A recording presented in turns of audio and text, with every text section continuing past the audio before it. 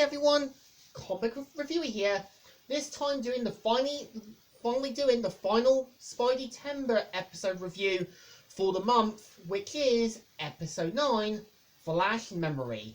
Now, keep in mind with October coming tomorrow, I will be doing my Halloween themed reviews, which I will review like horror films and other stuff, and I will finish up the last 4 episodes of Spider-Man, the new animated series, next year. So, Flash Memory, I would say, is more of a mixed bag. And yeah, there's also a reason for it. So, the premise of the episode is meant to feature how Flash Thompson is used as a guinea pig by Dr. Selma for his smart drug, which he tests on Flash Thompson. And I would say, surprising enough, Flash in this series is surprisingly dumber than a bag of sloths. Because, one, we've seen Flash as an idiot before, but we always saw how Flash always did want to do the right thing and was always kind of willing to fix his mistakes. Here, he's just kind of like dumb.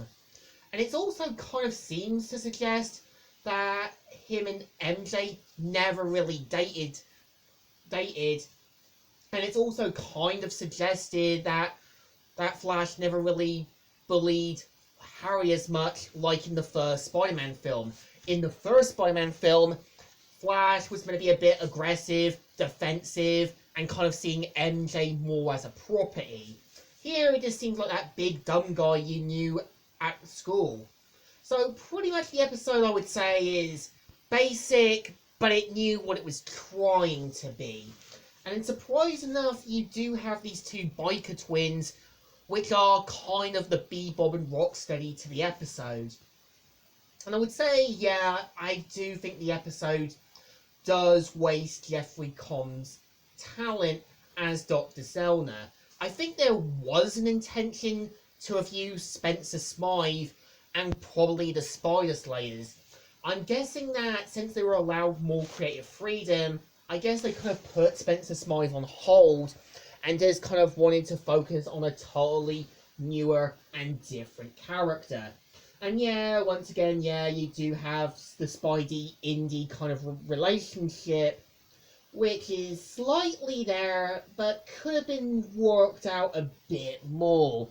I just think this episode is weaker at points, but it does kind of still try to be a good, decent Spider-Man episode.